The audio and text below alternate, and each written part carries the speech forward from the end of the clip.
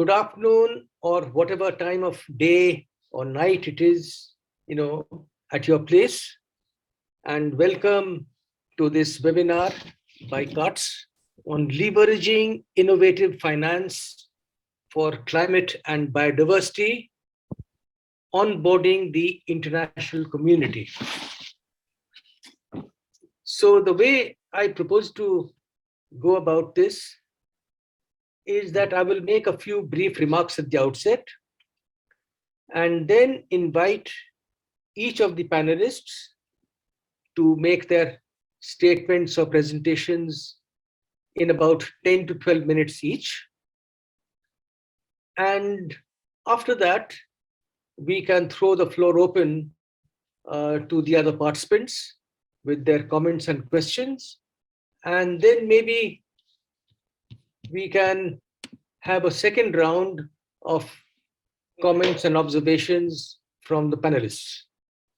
So if that is agreed, I will go ahead with my opening statement.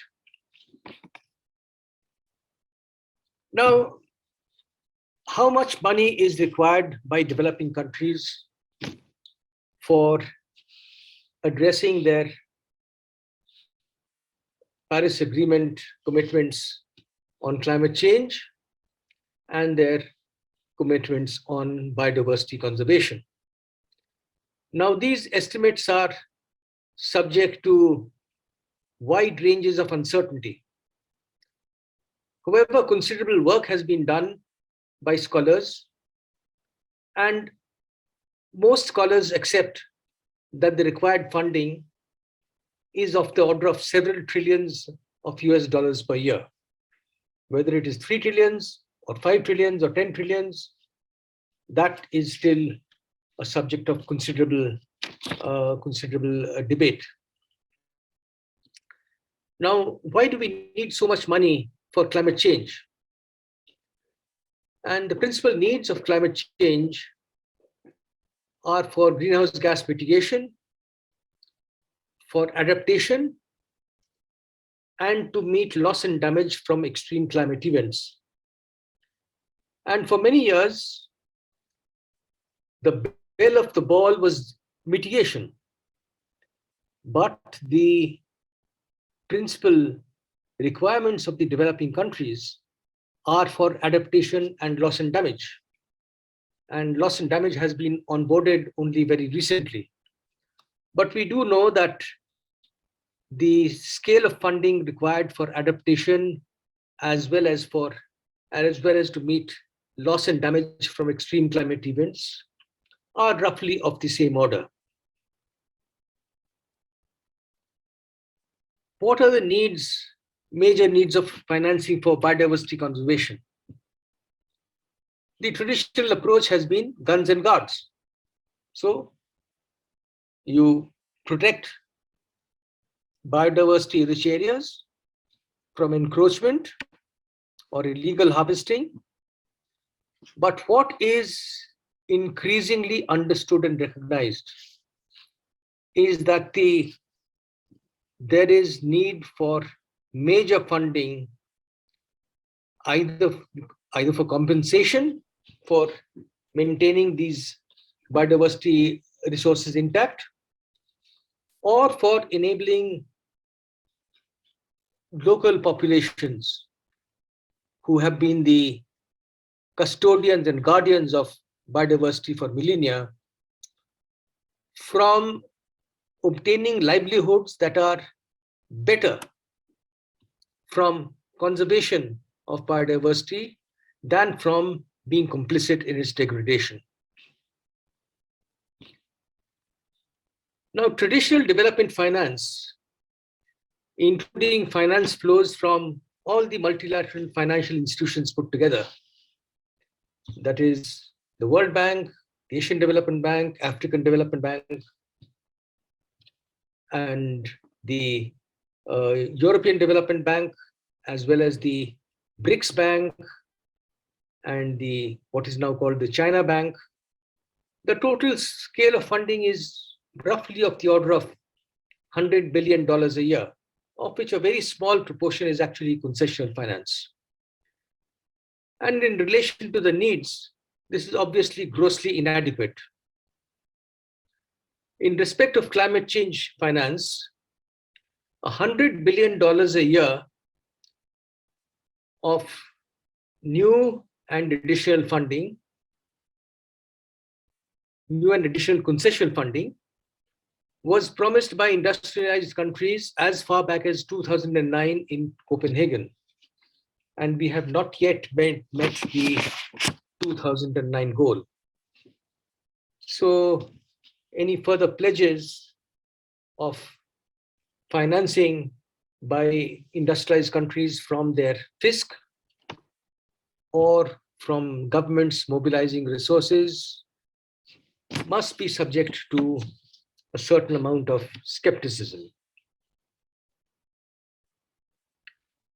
Also, what about private sector funding?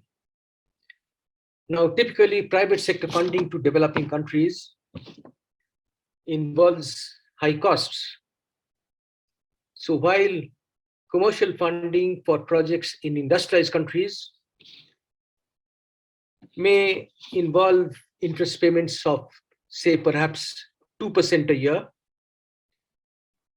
when it comes to a middle-income country like India or Indonesia, the 2% becomes 8%. And then when it comes to a LDC, or when it comes to most countries in Africa, the interest rate exceeds 20%. And clearly such high costs of private sector funding are non-starters. So the global community has to find innovative financing sources or mechanisms to scale up financing to developing countries for climate change and biodiversity. Now, let me make some suggestions, and I'm certainly not the author of these suggestions. They have been widely discussed and to some extent are also under implementation, but I'm just listing them out. The first is a small levy of say 0.5 to 1% on international financial transactions. Originally, this was proposed by James Tobin, but not as a means of raising resources, but more as a way of stabilizing international financial markets.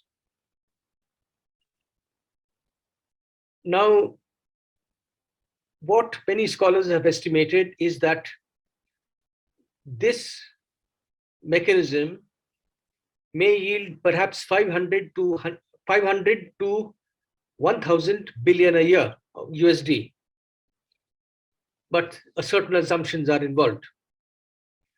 And a number of issues with this mechanism have also been anticipated by scholars.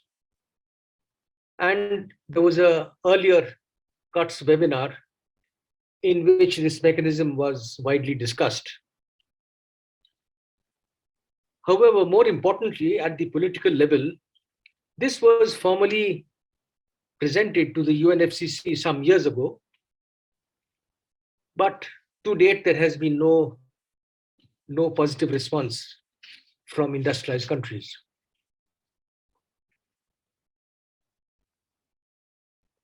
A second is a carbon tax on international shipping and transport, payable by cargoes and passengers whose destinations are in industrialized countries.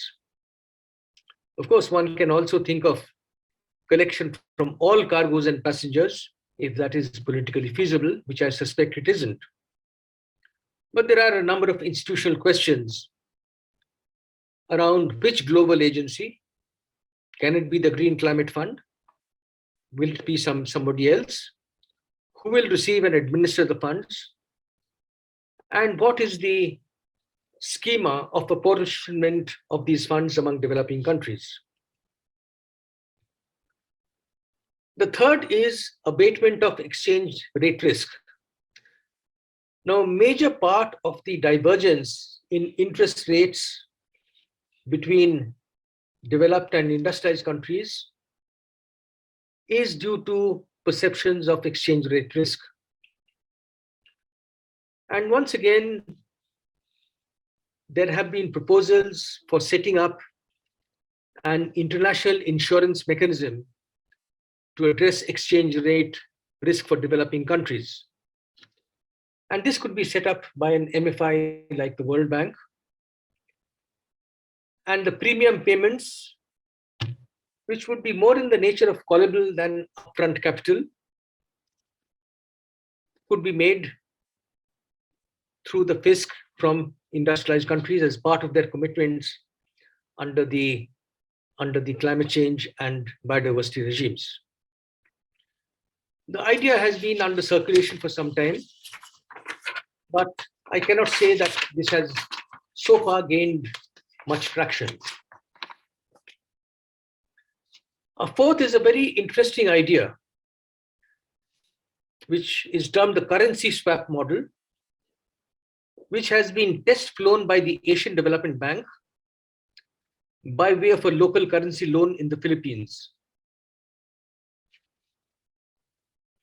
And briefly, what this involves is that supposing, say, India and Japan agree to set up a currency swap model among the two countries, then the Reserve Bank could lend some of its rupee holdings to the Bank of Japan.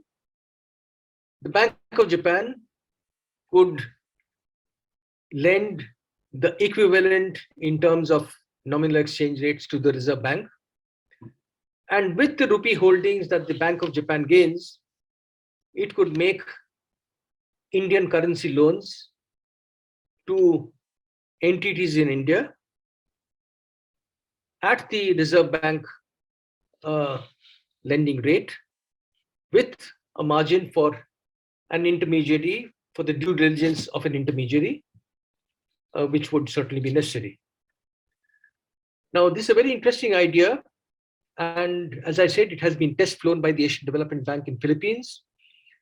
And the mechanism also addresses issues of tenure mismatch for long duration infrastructure projects.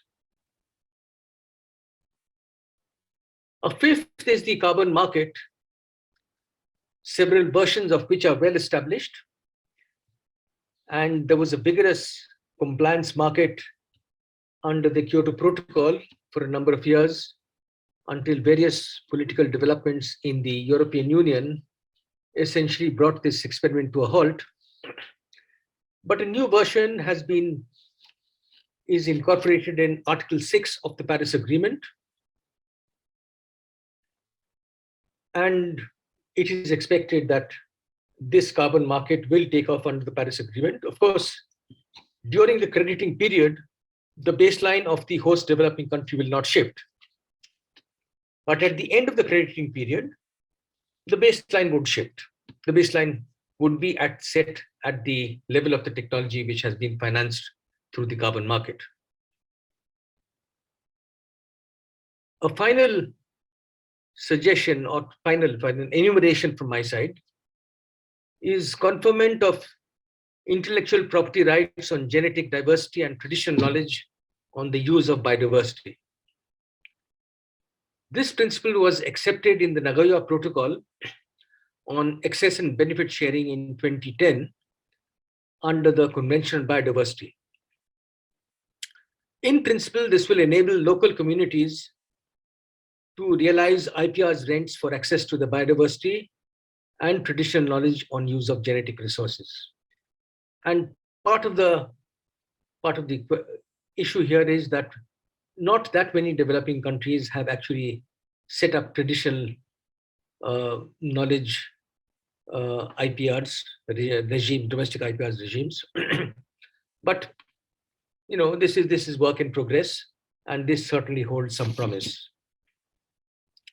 Now, I can, in this brief intervention, I can do no more than give a listing of these mechanisms. And of course, the other panelists will also have their own suggestions. And perhaps we can discuss these various suggestions at greater length during the discussions. So let me now invite Otaviano Canuto. He is non-resident senior fellow, Brookings Institution, and advisory board member of CUTS WDC. So, Mr. Canuto, you have the floor. Good morning, good afternoon, good evening to all of you. It's really a pleasure and honor to be here, and I appreciate the invitation.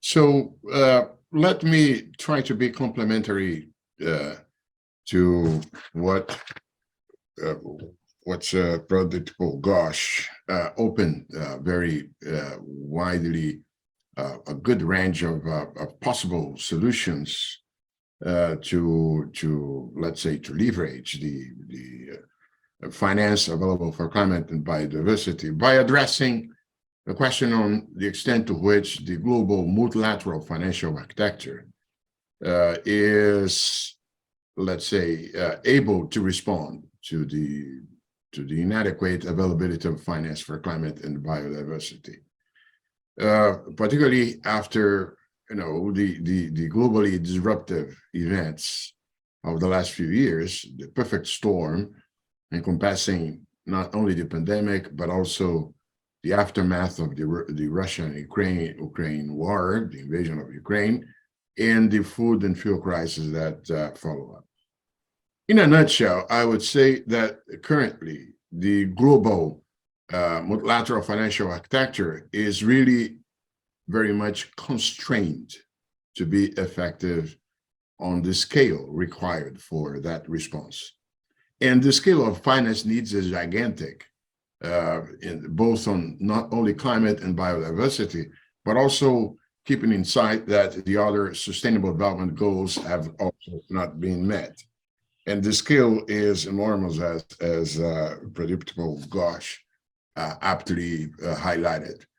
So the globally disruptive events, they have provoked, they submitted, in fact, most of the developing world to economic shocks and the loss of fiscal buffers, increased indebtedness, and overall an erosion of credit worthiness. And not by chance, these shocks have led to a decline in growth prospects and left the most of the developing world exposed to further crisis. Fact is that progress on poverty reduction has been brought to halt, and most developing countries are off track on most of the sustainable development goals. I think it's important to highlight this because the targets and the support, the finance for climate and biodiversity cannot be in detriment to also the financial support that must be dedicated to the other sustainable development goals. So, but the fact is that while we still have this necessity on the other sustainable development goals, there is obviously the recognition of the need to respond to the pressing global challenge, climate, fragility, and future pandemics as well. So the developing countries will be the most adversely hit, and they have much more limited capacity to respond to the impacts of climate change. So the point is that development finance faces a double challenge. The institutional architecture at the global level is confronting a double pressure. One, supporting the unfinished development agenda. Two, taking on the responsibility of new global priorities. So mobilizing additional financing remains a considerable challenge for implementing the 2030 Agenda for Sustainable Development, while there is an immediacy to scale up investments in climate action and biodiversity finance. And in turn, it's important to highlight the global multilateral financial architecture's response to crisis has been used to the limit. And this has shortened the global multilateral financial architecture's ability to do more. So that's why leveraging innovative finance for climate and biodiversity as we approach here today, should be treated as a way to amplify that response to the double challenge, right? And the figures are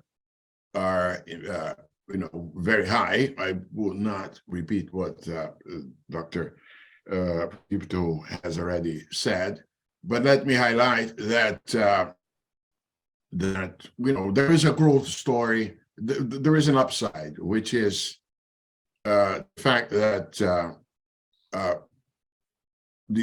a strong climate action can unlock a new growth story. Of course, because then developing countries could be poised to exploit those new opportunities, given that so much of their infrastructure has yet to be built. So what is now needed is a big and sustained investment push on sustainable development in developing countries, because that would drive a strong recovery for the present crisis. That would allow for restoring momentum to the SDGs and to ensure that we can keep climate and nature goals within reach. But let me, okay, I will not go on estimates.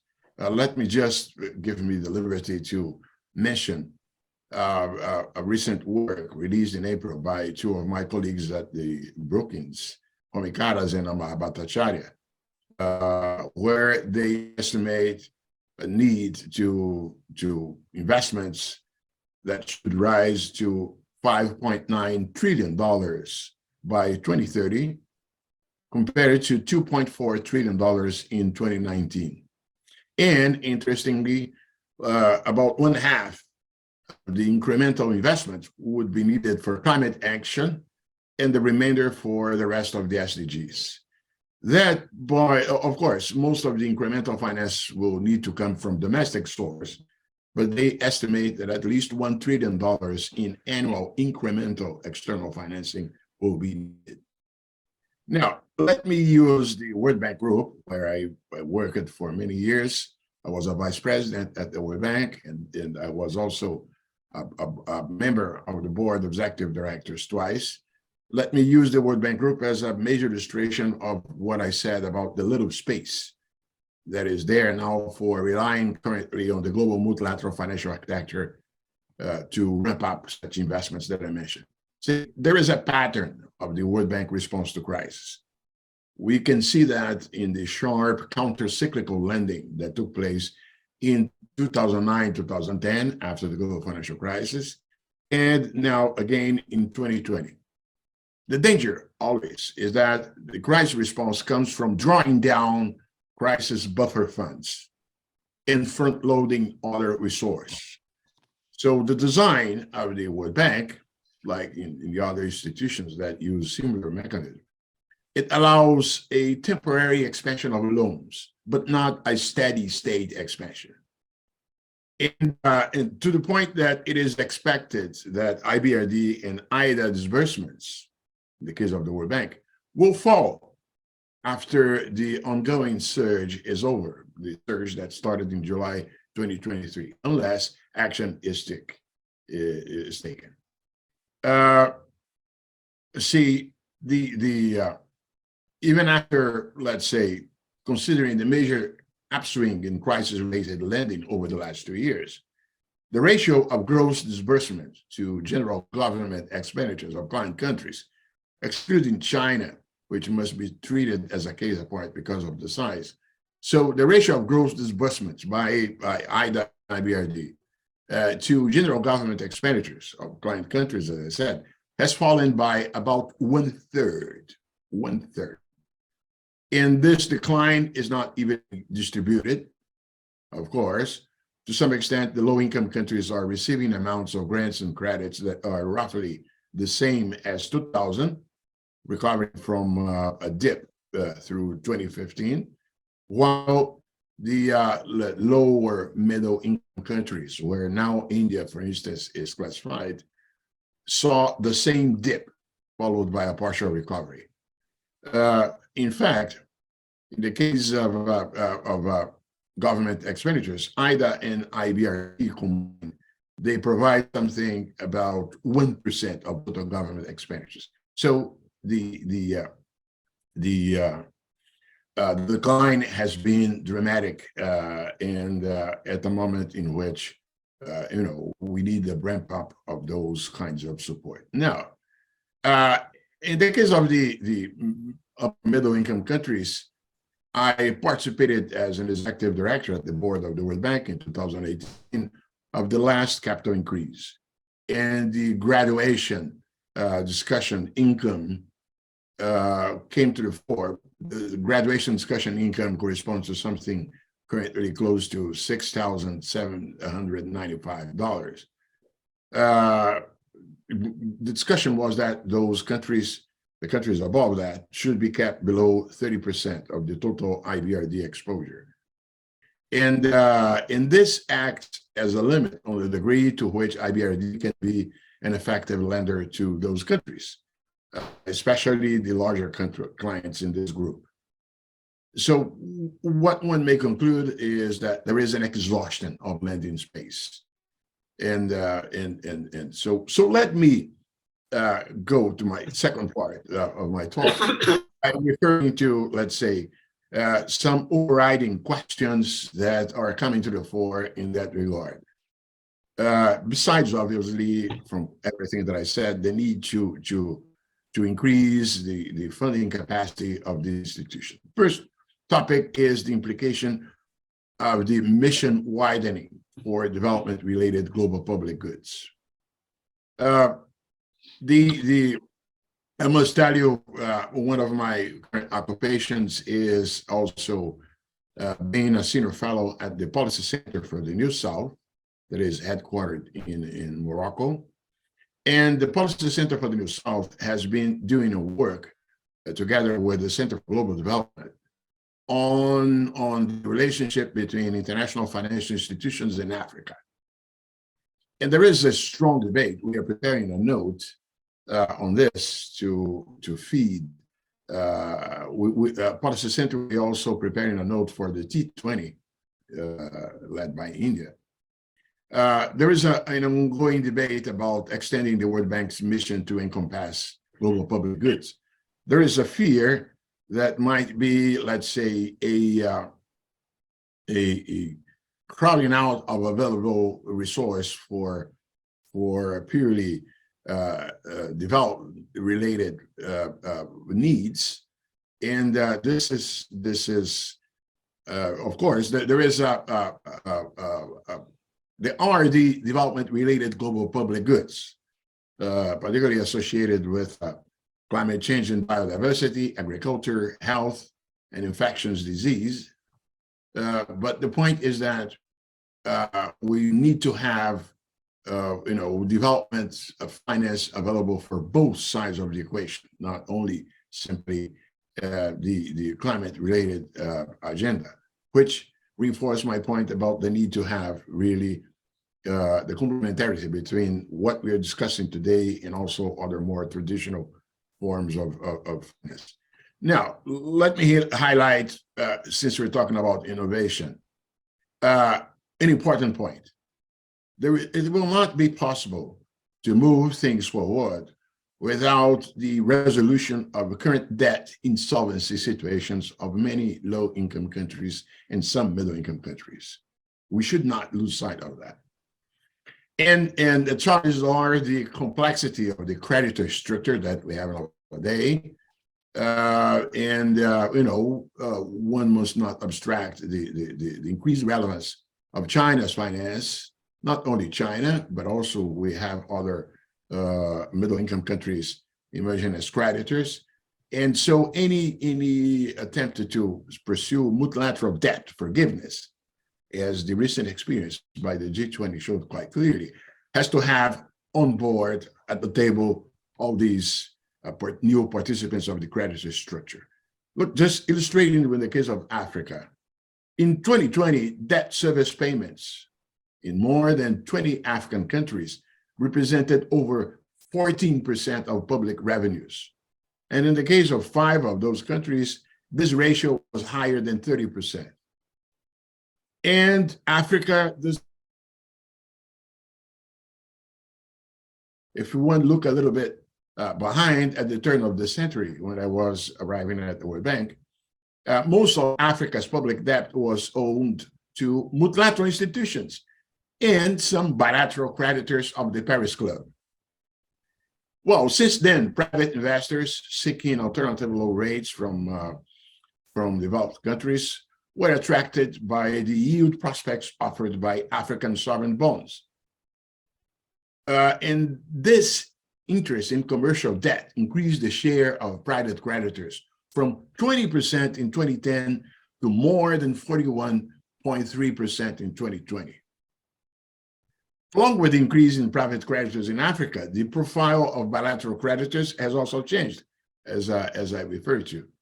The share of external debt held by bilateral lenders, mostly, say, the traditional Paris Club members, declined from 52% in 2000 to 10.3% between 2000 and 2020, whereas China has strengthened its position as the largest lender to Africa. In 2020, it was estimated that 17% of the total external debt of the sub-Saharan region was owed to China. The points that I'm making about Africa also applies to a large extent to other debtor countries in Asia. So this shift in the creditor landscape presents a challenge to negotiation of debt restructuring. We saw this within the common framework for debt treatment launched by the G20 in 2020. New creditors from emerging markets such as China, India, Saudi Arabia, and others have not historically participated in those coordinated official creditor mechanisms. They often prefer bilateral discussions. Given the circumstance in terms of geopolitical divergence, this coordination has become even more challenged, right? Obviously, as well, the private creditors tend to be reluctant to offer debt reduction when they perceive that official creditors are slow to act. So the point is here, and we are preparing, for instance, a note to the T20 on a debt relief to climate initiative, which is an idea of integrating debt reduction with climate investments as an initiative to assist in bridging the financing gap for climate adaptation and mitigation in developing countries, specifically in Africa, in the case of our note, but that can be more made on a broader sense.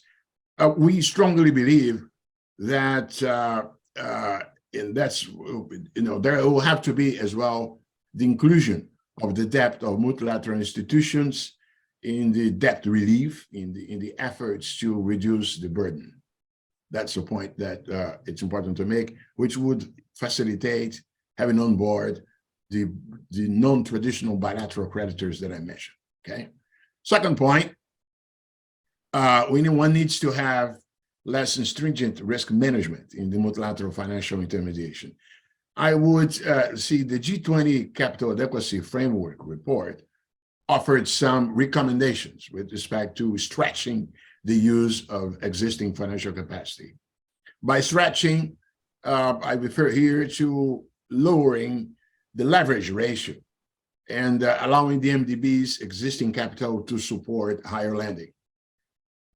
Right now, for instance, the World Bank's 20 billion of paid-in capital plus the 30 billion reserve, which is part of its equity base, supports about $230 billion of lending, which is a leverage ratio just over 20%.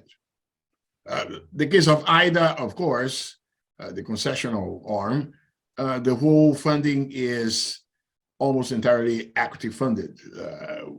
So $179 billion of borrowing support, $184 billion of lending.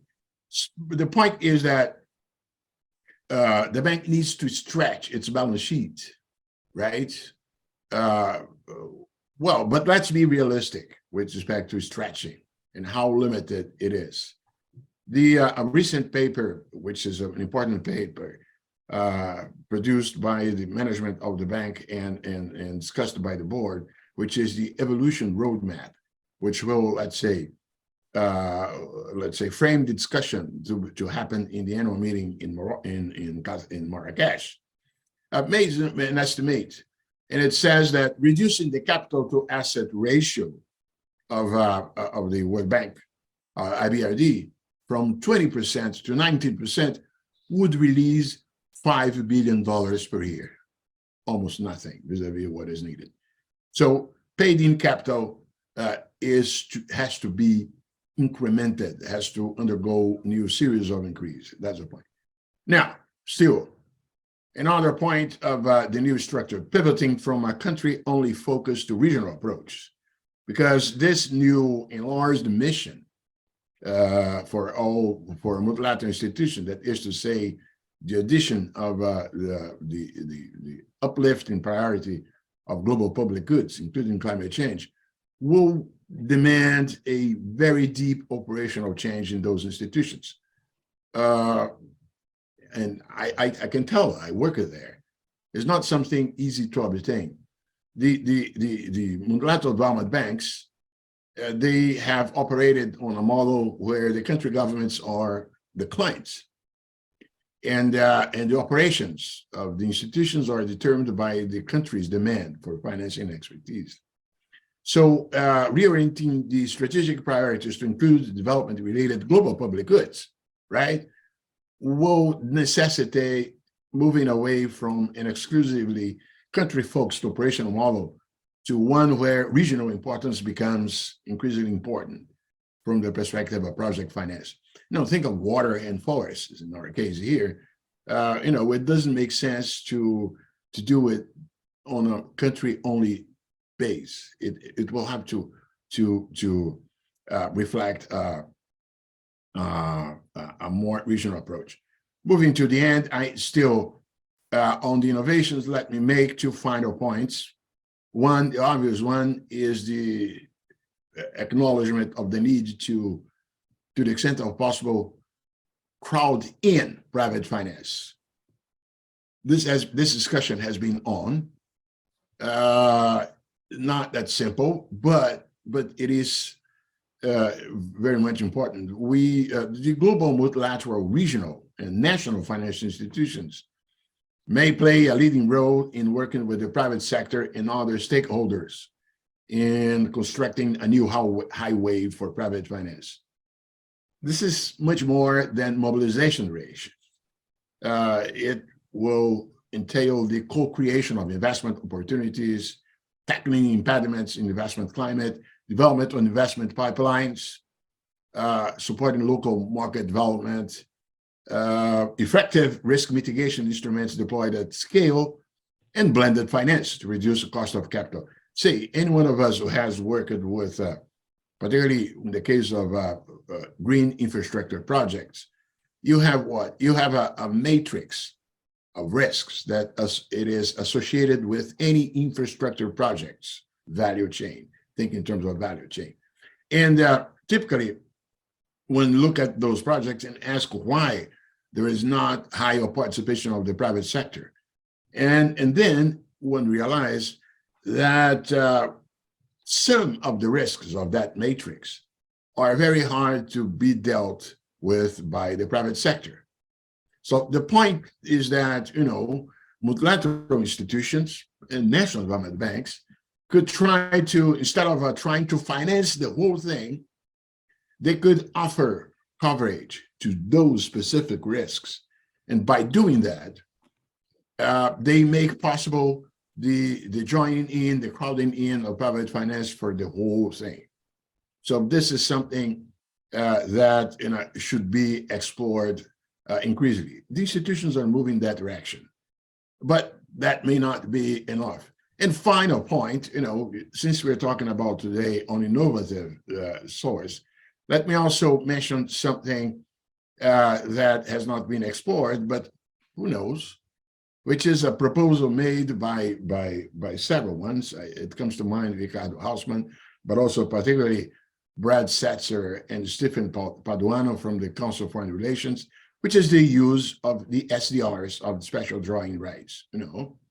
See, one major challenge faced by the plea that I made about raising capital, paid-in capital for the institutions, let's face it, is the fiscal tightness in many, even donor countries. Things are not easy. We saw last week the approval of Mr. Canuto, if I may, request you to wrap up.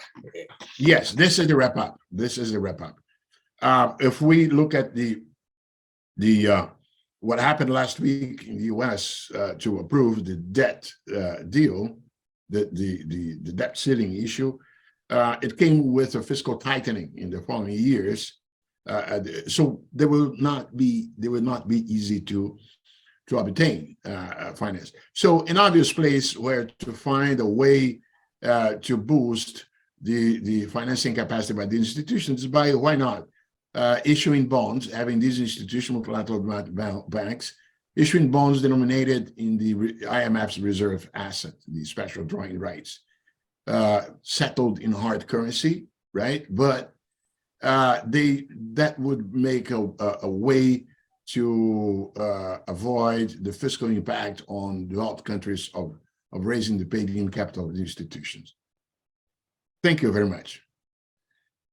Thank you very much indeed, Mr. Canuto, for your very wide-ranging presentation. And of course, it's not possible for me to try and summarize your key points, but I'm sure that your observations will prompt a lot of suggestions and questions and comments when we come to the discussion stage with the participants. So now I would like to invite Galit Palzur. She's a risk strategist, disasters, climate change, and extreme events at the GARP SCR. So Ms. Palzur, you have the floor, and kindly try and complete your presentation in 10 to 12 minutes. Okay, can you hear me? Yes. Okay, thank you. First of all, I'd like to thank CUTS for inviting me here. I find the discussion very timely and necessary, and I'm happy to have a chance to present my views. And given the suggestion by Dr. Ghosh, I would like to address the need, specifically the need to use blended finance as there is no one solution for all. And basically, we all know that ODAs or public finance is not enough to cover the financing, and I'd like to focus on adaptation because mitigation is much easier to find, let's say, private sources. So let's go to the problematic issues of financing adaptation. And here I find, like everyone, that there's a drastic need to increase the resources from the private sector. So by using blended finance, one can leverage the public funds and allow risk sharing among the partners, and also reduce the cost of capital, as mentioned by Mr. Canuto earlier. Let's say the biggest problem with adaptation finance is that the big chunk of it has no direct revenue streams, which makes it extremely challenging to attract private investment. So blended finance, I would say, which include public allocations, would give the incentive to the private sector to enter. But still, of course, we all know that there is not enough public resources. And the question is how to generate the sources. This is the question we are asking today. We're looking for innovative solutions. So if I just take for a moment the issue of the universal FTT that we were talking about earlier, people must understand that such a proposition is disconnected from the incentives. What I mean is that let's say people consider me as an environmental economist. And when in environmental economics, the focus is on externalities, on the externality element of pollution and emissions. And in order for us to take these externalities into account, like with the use of a carbon tax, basically the governments internalize these externalities by creating a price on carbon. And raising prices to internalize these externalities creates the incentive on the emission intensive activities to alter their behaviors. And once you charge an unrelated tax, which I don't oppose it, but I just want to stress that once you charge such an unrelated tax, it removes the incentive to change behavior. It's just another tax. So that's something you have to keep in mind. And what I find more interesting is the use of the carbon markets, to utilize the carbon markets for blended adaptation financing. And this is generally speaking, let's say adaptation projects usually face challenges in demonstrating what is called additionality, because they involve measures to address future climate risks or existing rather than reducing emissions. So that's their problem. That's why the current carbon markets are not built to finance adaptation measures. There are, I should mention that there are some initiatives like the climate finance labels, or the adaptation certificates, that these basically try to identify the co-benefits and positive climate impacts of adaptation measures. So if we put aside the issue of the carbon markets, that there are problems with greenwashing and the distrust and everything, I think it's crucial to develop the carbon markets for adaptation. Yes, carbon markets are in their infancy, but still they still retain the connection between the polluting or the emissions and the needed funding. And what I think these carbon markets can be used for adaptation measures where there are carbon credits created, and not all adaptation projects create these let's say carbon credits. So if we put aside that the carbon markets, if we put aside the generation of the part of the market that creates credits, like there are so many projects in adaptation that do not create credits. And this is where I like to focus the additional input I have. I'm talking about projects like seawalls or flood barriers that, or even like reducing heat in urban areas. That carbon markets cannot help there because there are no revenue streams. So I was thinking, and what I find useful is to raise private capital, not by like an FTT, but still something that is related to the real economy. And this concept is of twinning adaptation projects. The concept of twinning is not new. Today, it is mostly used for knowledge transfer, capacity building, and collaborations. And only a few examples I found of financing. So I would suggest taking money from developed countries and allocating these funds in adaptation projects that specifically have no revenue streams. Now the question is, how do you build the funds? Where do they come from? What are these twinning projects?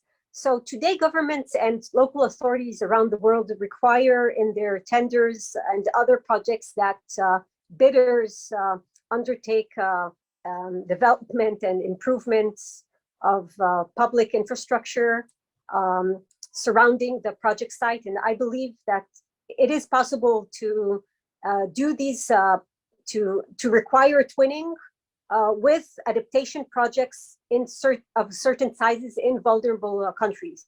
And of course, there would be inventory or a catalog of ready to deploy pipeline projects that are in line with the priorities of developing countries. It's important that developing countries have the ability to say what are their priorities. That's one of the problems that they are addressing with the MDBs today. And this kind of suggestion would be probably in line with the global stocktake that is currently being evolved. And we all talk about the problems with MDBs or the IGOs, the bureaucracy, the credibility, that the transparency issues. So this model will remove all these bureaucracies. It would allow some removal of political risks that are associated with channeling funds through many stations until it reaches the end user, even if the funds reach the right project in the end. So I believe, like, when you have a twinning projects from a developed country to a specific project, concessional, yes, no debts, because there is no streamline of revenues.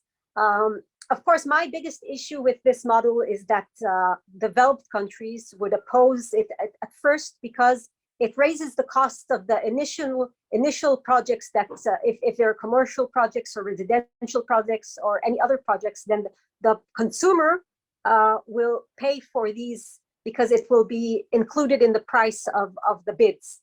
So, but I personally, as an economist, I don't think it's much different than imposing a tax that would then be collected for other countries. So you're still allowing the real economy to you're keeping the focus on emissions, and you're not disconnecting the relationship between the real economy and the financial sector and transactions.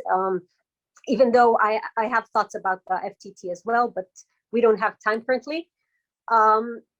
What else would I like to say? I think it's not a tool that fits everyone. Like there will probably be projects that will be better for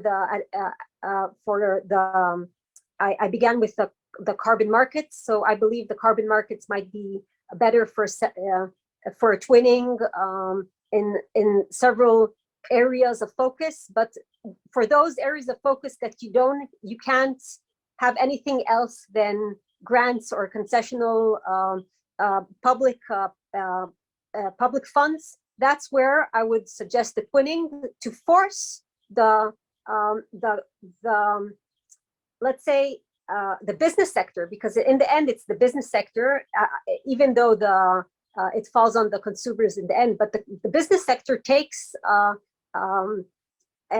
some sort of, let's say, active role in what is happening elsewhere because of what they're doing. I think I will stop here, and it would be wonderful to hear the rest of the panelists as well. Thank you. Thank you, Ms. Palzur, for this very interesting presentation and your very insightful suggestions. And I'm sure that the participants will have some questions and suggestions to make to you when we come to the discussions. Let me invite Chaitanya Sravanthi Kommukuri. She is Senior Vice President at the Kotak Mahindra Bank to make her presentation. So Chaitanya, you have the floor. Thank you so much, Dr. Ghosh. Hello, everyone. It's a pleasure to meet all of you. And thank you, CUTS International, for inviting me. very interesting insights and thoughts from the panelists so far. What I would like to talk about is, build on what we have heard so far and speak about what currently are financial institutions doing in terms of pushing private capital towards climate-related projects, and what modes and methods are being used at the moment, and how can more of the capital be infused through incentives that various players can bring in. I would like to simply start by saying we have in the spectrum of climate investments, there are technological developments happening. There are community-based interventions that are being undertaken, and there are infrastructure projects that are being put up. So for each of this different sort of activity, economic activity happening in the climate space, banks and financial institutions are responding in the fashion that they have been engaged with these transactions. So for say, for example, when we are looking at infrastructure projects, financial institutions have been giving project specific funds to this to the development of projects, and they have always taken into account the various environmental, social, and governance related risks. They also are increasingly, development financial institutions and multilateral development banks especially have been looking at what could be some of the climate related risks in these projects, and they are trying to either price in the way to mitigate that risk, or they are bringing innovative solutions to address that risk. And they're working with governments to ensure that the systems are in place to mitigate that risk, etc. Now, the way to look at, even when we are looking at community-based interventions that are addressing climate needs, I think a couple of examples were spoken about where, solutions that involve community may be, watershed development. It may be something to do with afforestation and reforestation, where credits are generated through planting trees, etc., and livelihoods are being built up. Financial institutions have been playing a role of more as providing grants. As Ms. Palzur was saying, that there are no, streamlined revenues coming out of such projects. So the intervention of private finance will be in different forms, depending on the kind of activities that they are funding, or rather channeling the money to.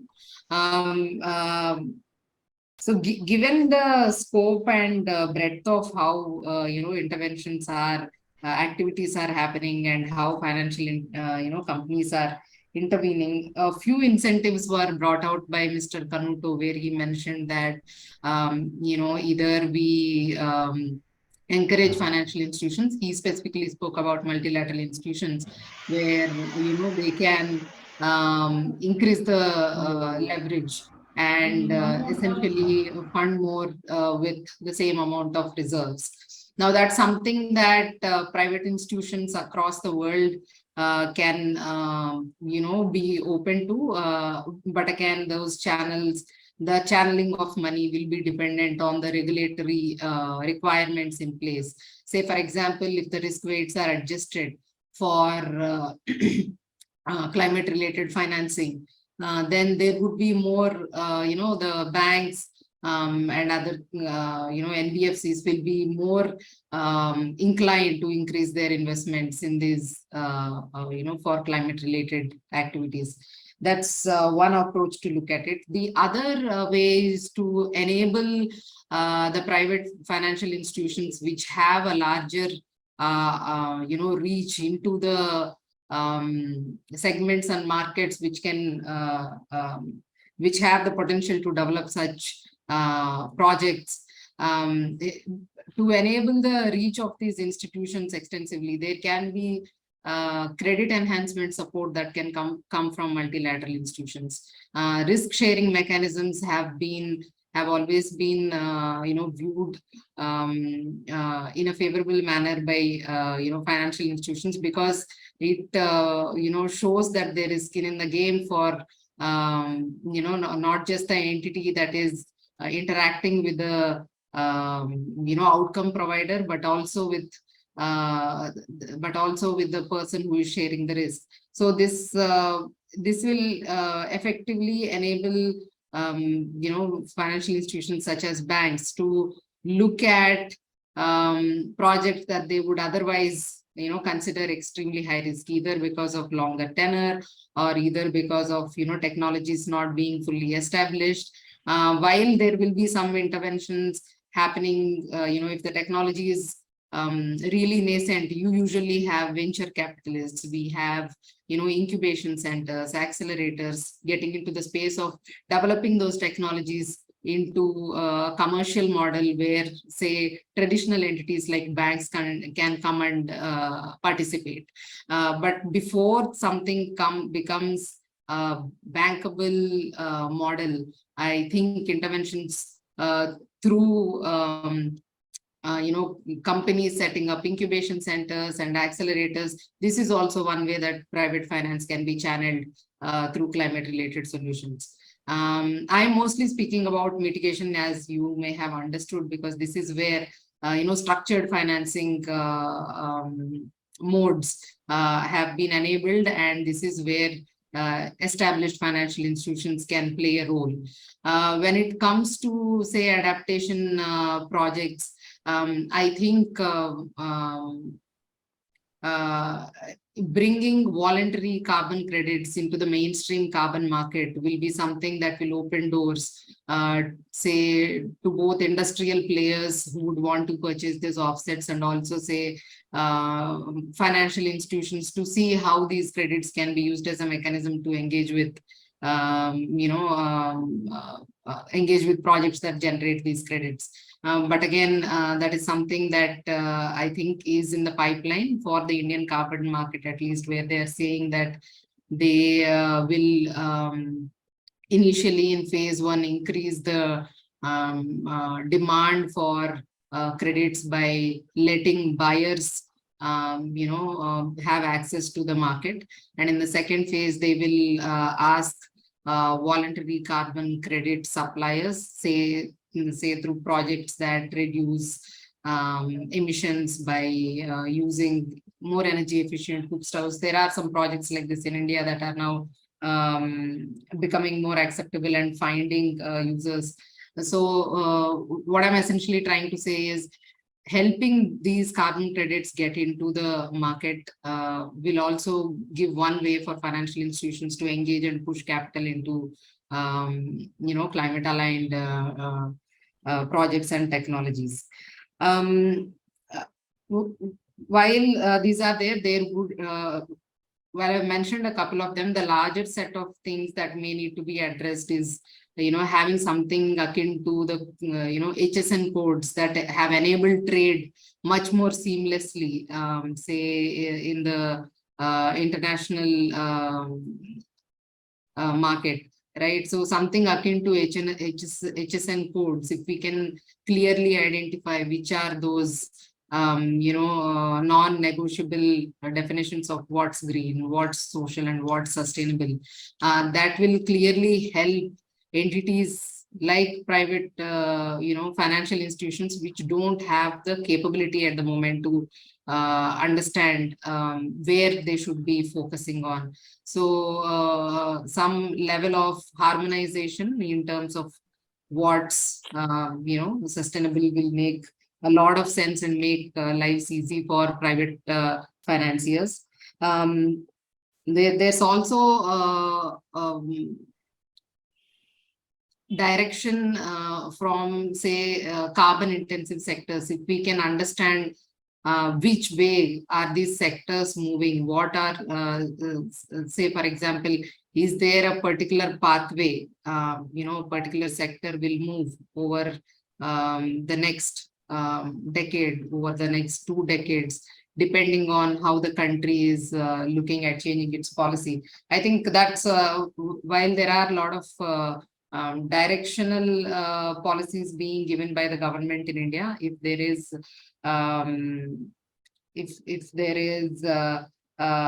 if there are thresholds indicated in terms of, say, currently we are producing steel where the number of emissions we are generating per unit of steel is X, and we would like to be at Y by this year. If directions like that can be given, by entities giving one singular direction to a nation or to emerging nations, if those can be inferenced from the global agreements, or if think tanks like ours can work in developing these, that is where I think private financial institutions will find it easy to find where they can have solutions. Currently, they have been working with companies. Mostly foreign banks have been working with companies to help them showcase better performance on their climate metrics. There have been a few transactions in India as well, where clients have committed to showcase progress on climate metrics over a period of time, which then will help them draw the loans at a lower rate because of showcasing this performance improvement.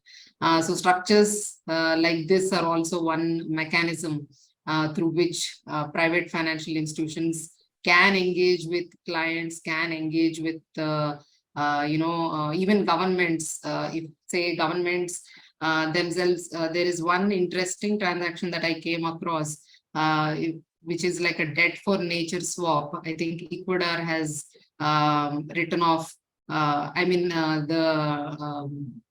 the lender has written off a part of the debt when Ecuador has agreed to route that money to conservation efforts. While these are very early instruments for private financial institutions to participate in a serious manner, but say the larger path showing organizations like MDBs and DFIs do open up these transactions for discussions at the moment, and then maybe at a later point even private financial institutions would find it feasible.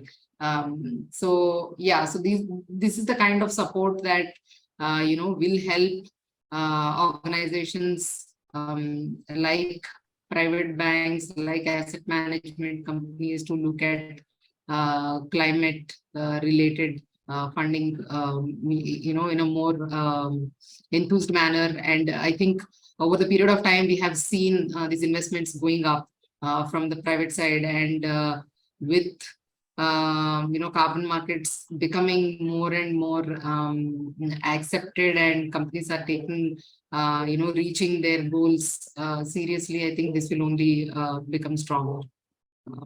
These are just a few points I have. Thank you. Yeah, thank you, Ms. Kommukuri, for these very interesting suggestions about how to enhance private sector lending for climate change and biodiversity. And of course, I think once again, probably the other participants will have some questions and suggestions for you. Ms. Sulu, you have the floor. Yeah, sure. Hi everyone. Yeah. You can hear me, right? Yeah, we can hear you. Please go ahead. Okay. All right. I was given navigating political economy issues surrounding the reappropriation of funds from a universal financial transaction tax to support least developed countries, which, to put in a sense, it could be challenging, but here are some of the suggested ways which could help. There is need for international cooperation. This can be done by engaging diplomatic activities to encourage agreement among nations particularly the major economies, on the significance of aiding LDCs in addressing environmental issues, emphasizing the potential advantages of a more dependable and sustainable world economy for everyone. There is also need for transparency and accountability. Make sure that the FTT funds are collected and distributed in a transparent manner. Create systems to track how money is spent and show how it effectively supports environmental, finance, and sustainable development in LDCs. This may allay worries about improper spending or money management from those developed countries, because most developing countries are known to misuse funds or use funds meant for other activities by allocating them to other things, especially by our politicians. There's also need for a multilateral approach. This can be done by facilitating discussions and negotiations between nations by using existing international forums like the United Nations or the World Bank.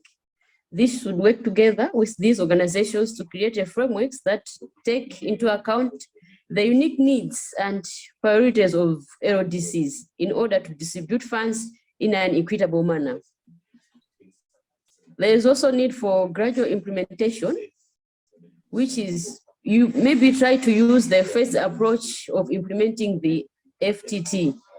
Begin with nations that are more likely to be supportive, because not all nations could be supportive to the ideas, but you can do this by starting with nations which are comfortable with supporting the projects initiated by the FFTTs. This can help generate support and show the tax benefits of the effects, making it simpler to win over more people in the long run. Regarding local tools for sustainable finance in Africa to reduce reliance on external funding support, here are some of the options. How Africa or developing countries can help themselves in dealing with the environmental issues. This can be by introducing maybe green bonds. Encourage African businesses and governments to issue green bonds, which can be specifically created to finance environmental friendly projects and draw investors with an interest in sustainable initiatives. There's also need for the introduction of climate funds. Create regional or national climate funds to pool resources and finance climate-related initiatives across Africa. These funds may come from national budgets, contributions, or from the private sector, or joint efforts on the part of different nations. For example, in Malawi, we have carbon tax, which is put on the fuel. Like when you're buying a liter of fuel, you contribute the 0.5% to carbon tax fund. However, the problem might be how this money is used, because as it is, as of now, it is not used for that issue. There's also need for impact investment. This can be done by fostering environment that encourage the private sectors to fund sustainable projects in Africa. You can promote impact by investing in such projects to draw ethical investors. This may entail offering incentives, legal protection, and technical support to investors which are implementing projects which are environmental friendly. There's also need for carbon pricing. To encourage companies to reduce their carbon footprints, consider implementing carbon pricing mechanisms such as carbon taxes or emissions trading systems. These mechanisms can generate income that can be invested in the environmentally friendly initiatives and projects. There's also need for public-private partnerships, which will encourage collaboration between the international organizations and private sector companies and the government at large. This will help to jointly finance and carry out sustainable development projects. PPs can advance sustainable finance in Africa by utilizing their resources and knowledge into the technology, which will help in the environment. Thank you. Thank you, Ms. Sulu, for your presentation, and I'm sure that this will also engender considerable discussion and comments from the other participants. And now let me finally invite Mr. Sanjay Vashishtha, He's CEO, First Green Consulting Private Limited. So, Mr. Vashishtha, you have the floor. Thank you, Prodipto. I hope I'm audible. Yes. Thank you. So I will just put my thought more towards the carbon market and how this carbon market behaves to attract carbon financing. I have been practicing this carbon credits, CDM, and many other international mechanisms. Of course, as you rightly said, that there are developed countries on one hand, and there are developing countries on other hand. While developed countries has pledged, $100 billion per year, and for funding the development projects in the developing countries, and they fail to their targets, as well as we developing countries also not reaching to their targets of whatever desired goals of the carbon reduction. Now, coming to there are various issues which are to be addressed. Firstly, the carbon market is a very non-transparent type of market, wherein we do not know like what kind of pricing we are going to see in future, and if you don't have an accurate idea about the carbon financing or a project for which you will be surely receiving the funding or not, if that is lacking, then some of the projects which are to be implemented solely based on the carbon financing, they are not implemented, or partially we do not reach to our target. As far as India has initiated many programs, whether it is a larger capacity of renewable addition, the RPO targets, the PAT scheme, all of these activities are heavily dependent on the funding requirement from as a low-cost finance to implement the better technologies or clean technologies adoption in Indian context. Of course, we have been recipient of the international investment in clean energy technologies, but it is not to that tune at which it is expected. And most of these investments were in renewables, but what about the other projects we have in India, like Ganga cleaning? A drive is there. We are doing projects in Sundarbans for afforestation. You are muted, Mr. Vashishtha. I'm muted. No, now it's okay. Yeah, I could hear you. Sorry. So as I was telling, the renewables are not the only initiatives which Indian government is doing. We are doing a lot of afforestation work. The program of cook stove is very much a predominant program in India, the program of Ganga cleaning drive. So a lot of activities, but the issue is that in many of these activities, we remain most of these projects are not able to attract the international financing. The reason is that the market is not very well defined, the data is not transparent, the market mechanisms are not aligned. For example, the carbon credit rates are varying from $1 to over $20. So that is the level of variation. If we want to have on one side, there is a Europeans, they are trading separately under EU ETS scheme. India is trying to develop its own market. But what we are trying is a global uniform platform, which is currently missing. And if those implications are sorted out, then certainly we can develop the projects not only within Indian context, but also beyond India. And the project development requires, a very clear targets and goals for, attracting the finance. So whether it is renewables or the other projects, which are, as I talked, that many projects of waste to energy, waste management itself are. So the CDM mechanism is over. Now we are trying the GCC mechanism. We are bringing the Indian mechanism. So as developers, they are little confused, and hardly we are able to tap not more than 20% of the projects which can attract carbon finance.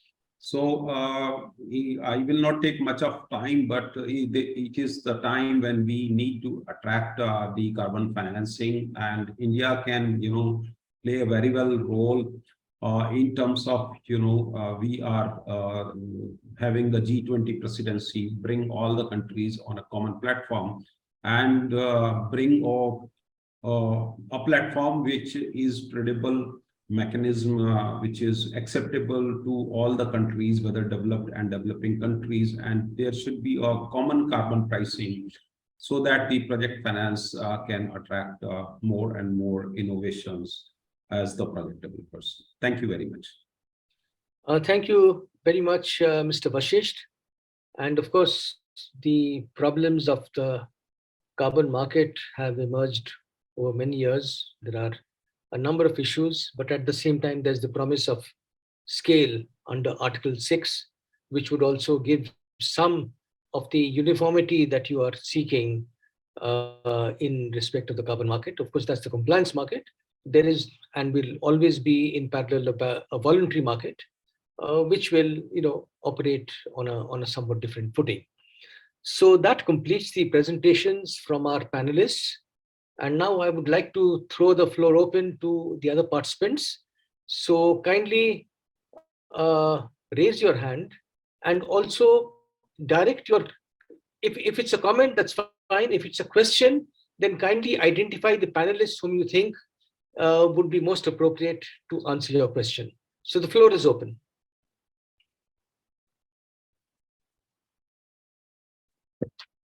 Well, if I may. Yeah, sure. Go ahead, Jayesh.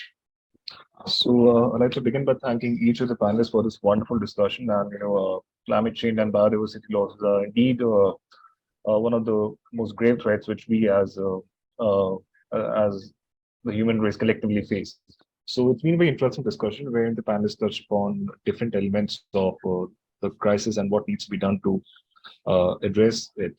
I have a very specific question, with regard to the pace of acceleration at which many of these instruments which were discussed, such as a carbon tax, an FTT, as one of the panelists put it. So what could be done to devise a framework to ensure accelerated implementation of some of these measures in those countries which are likely to face this disproportionate impact of the vagaries of climate change? And could India's G20 presidency play a role in helping devise such a framework? So would you like to indicate which of the panelists might answer your question? If Mr. Canuto could offer a comment on this. Okay. So Mr. Canuto, would you like to take this question? I will give my take, and it's a very interesting and complex one. And but I'm pretty sure that my colleagues will also weigh in. The major difficulty, in my view, is on how to implement the global carbon tax or something minimally homogeneous across we are not living through good times for multilateral endeavors. That has to be acknowledged from the upset. And the temptation has been mostly for countries or regions individually to make their own movements. We saw this in the case of trade. Let's think of trade. The European Union that has come with this common border, border adjustment common tax, alleging that since they are taking the initiative and they are pricing carbon inside, so and the others or most of the others outside are not, so they're erecting those tariffs as a compensating manner not to create a bias against their own producers because they are paying the carbon tax and so on. Of course, in practice, this opens the gate for many surreptitious protectionist measures by the European Union and so on. And I know we all are complaining how this has become a very gruesome topic in discussions on trade and so on. But truth must be acknowledged that if they impose carbon tax inside, they cannot, their companies or their production cannot pay a price if the other ones don't do it. Then we move the Atlantic, where I live in the US. See, the possibility of the US creating a carbon tax is very low.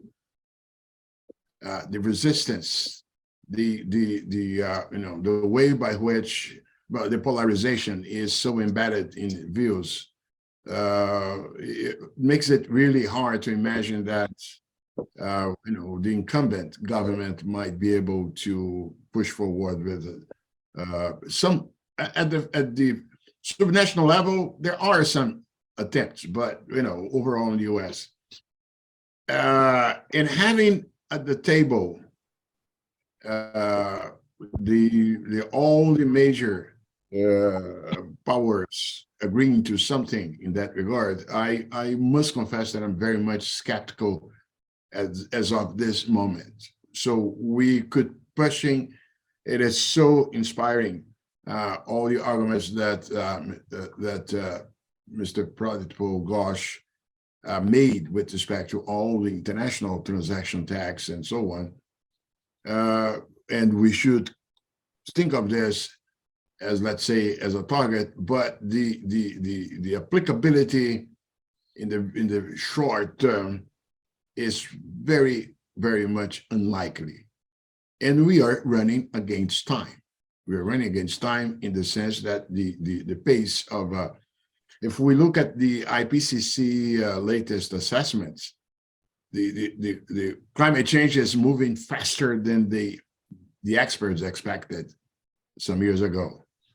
It comes to my mind how the frequency of droughts and heats, what happened in India's wheat plantation last year, the soil reaching 45 Celsius, something without a precedent. We have the immediacy of the need of doing something about climate change, and unfortunately, the texture and the geopolitical difficulties. Even the WTO is not working. So we should not rely on expecting detailed multilateral arrangements so as to provide us with the instruments that we need. That's the broad point that I would like to make. Yeah, thank you, Mr. Canuto. You're very realistic. You're very candid, but I hope that we are able to get over the difficulties. And of course, CBAM has introduced a major spoke in the wheel, and it has the potential of disrupting the global trading arrangements. So I'm afraid of that. Anyway, so thank you very much for your intervention. So would anyone else like to come in?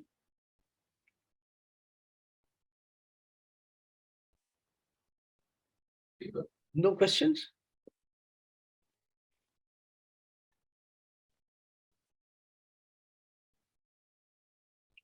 Galit is raising her hand.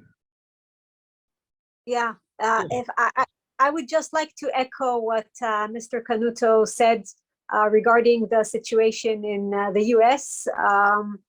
This is exactly why my suggestion, and I was thinking about the ability of different states and different actors on different levels of administration to, if it's not like, let's start that. I do a lot of game theory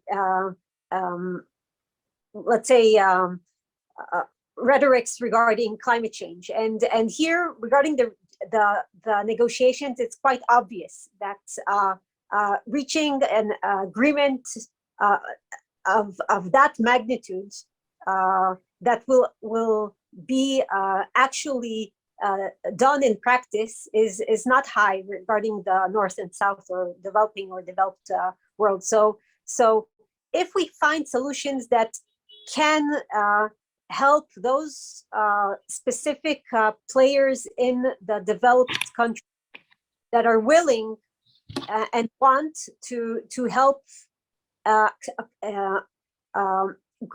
give out concessional grants. I'm not talking about loans. So that would be something you have to think about regarding any suggestion that is on the table. That there will obviously be countries that are opposing it. And if we return to the question that Jaish asked, then it will take a long time to reach something that is acceptable for everyone. So we need to start with things with those that are willing. And I totally agree with Mr. Canuto on that. Yeah. Okay. Thank you, Ms. Palzur. Would anyone else like to come in? Any of the participants or any of the panelists?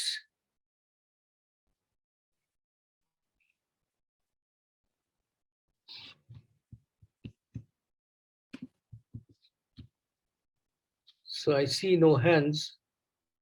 Yeah. So, well, maybe at this stage, let me invite the panelists if they would like to make any final comments or observations. So whoever would like to come in. Let me, if I may, Yeah, sure. Yeah, I like it very much, the presentation, not only your initial overall introduction, setting out an important agenda and very much enticing and even if of difficult applicability, but also enjoyed very much all the points made by Galit, by Chaitanya, by Nyanyiwe and Mr. Sanjay, and just to put the emphasis on something.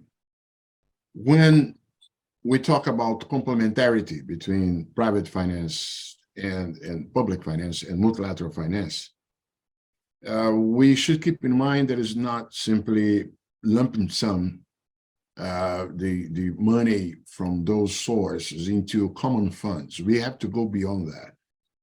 What I want to highlight is the relevance of having the more public sector side of it, that is to say, public development banks, national development banks, multilateral institutions, offering coverage to specific risks that the management of which the private sector doesn't really feel comfortable. We could give here many examples. I think in all infrastructure projects I have ever worked with, one of the major risks and one of the source of concern by private investors was the risk of any halt in the initial credit creation during the project preparation process or the implementation. So if the World Bank, and it has done things like those, provides the insurance against a halt in private banking finance at the preparation process of a project, then it becomes easier for banks, private banks, financing the whole period of preparation of projects, in including the implementation, the construction, until the project is fully operating. And that has made a difference in several water-related projects, for instance. But the point is that, and that makes all sense, because instead of, since the resource from financial institutions public financial institutions and multilateral is scarce. If you, instead of trying to, in the old fashion, to finance the whole thing, the whole water project, if you focus on specific segments of the value chain that are very much uncomfortable for the private sector, then private banks and private investors or bondholders are more willing to jump in. And then you have a result that is the fusion of private and public finance of infrastructure projects. Like this has to come to the mind. Galit spoke about bureaucracy, and it is true. I worked for many years in institutions. I also was a VP at the IDB, International Development Bank, and it is true that the internal processes and so on. But on the other hand, those processes are the counterpart of confidence that these institutions are really putting the money and ramping up the whole effort in true connection with the aims that are pursued. So there is a quid pro quo. I wouldn't call it entirely bureaucracy. It's a guarantee of confidence on the sustainability of what institutions do.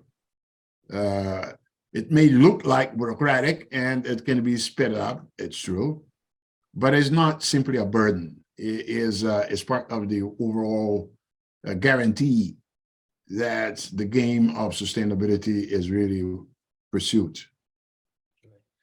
Thank you. Right. Thank you, Mr. Canuto. Any of the other panelists or any of the other participants? I would like to add, Dr. Ghosh, excellent inputs, Mr. Canuto. Thank you so much. Just building on what you are saying, right? The support in terms of risk sharing from the public institutions and also, being a cornerstone investors in bond transactions.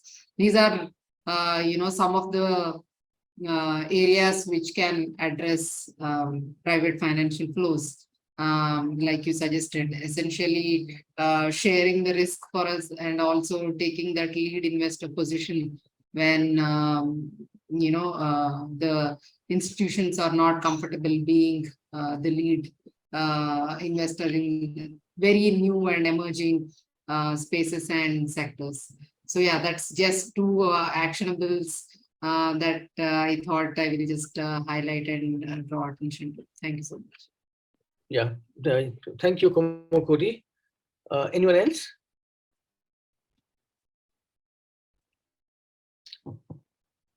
So if not, let me, make a few observations.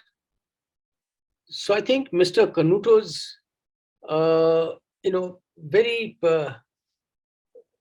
clear suggestion that instead of trying to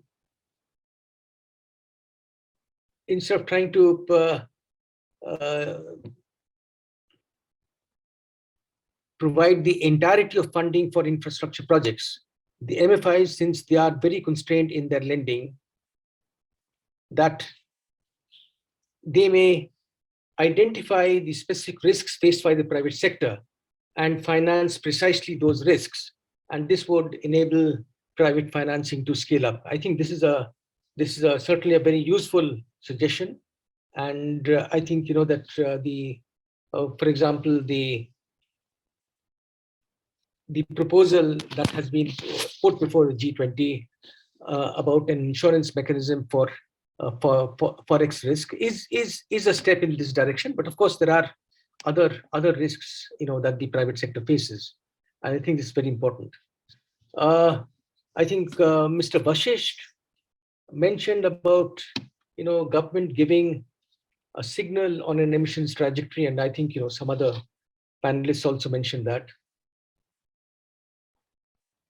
Well, speaking as somebody who's been in government, there are issues that the governments face. For example, the first is that the tenure of a particular government is 5 years.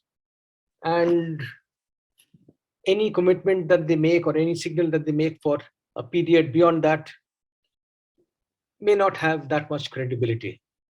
Second of all, that if you look at the developing countries,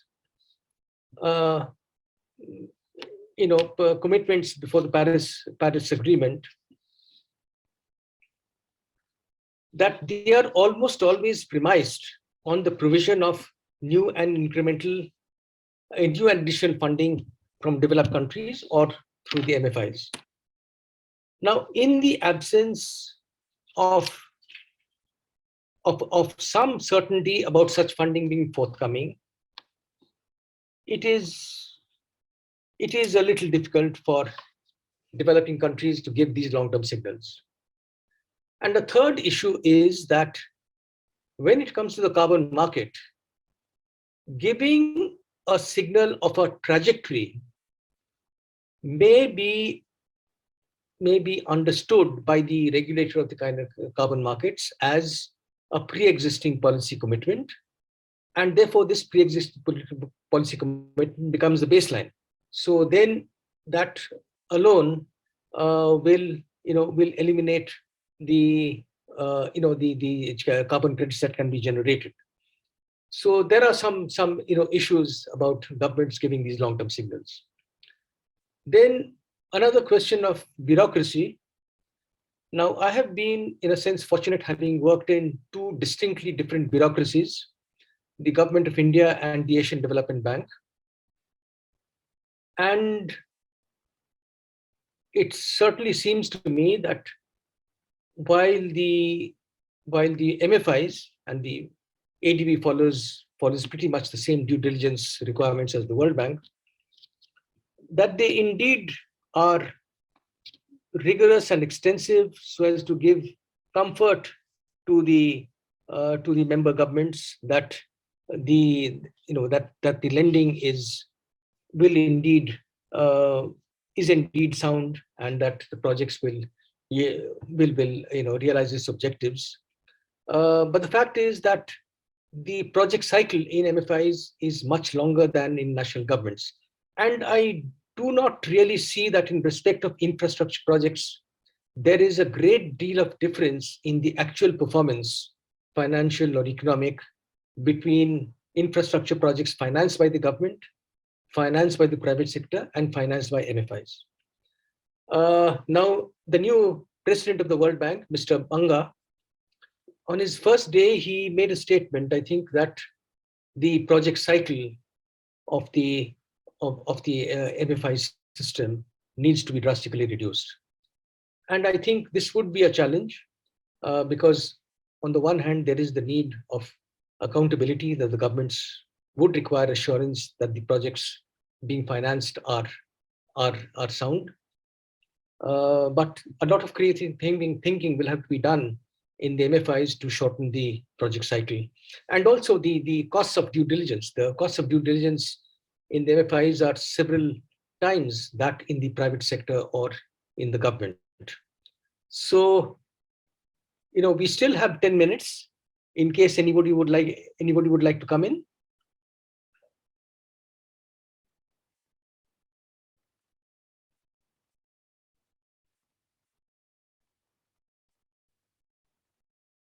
So if not, let me thank all the participants and the panelists, for their very cogent, informative, and insightful presentations, and also to the participants for having given them a patient hearing, and finally to CUTS International for organizing this very important webinar on this 50th anniversary of the World Environment Day. So thank you very much indeed, all of you. And Thank you. I suppose I can wish all of you a happy Environment Day. Thank you. Thank you. Let me also join Prodipto in thanking all on behalf of CUTS, and we hope to continue this conversation with all of you as we develop a campaign out of this particular issue. Thank you very much. Thank you. Thank you. Thank you. Thank you. And have a good day.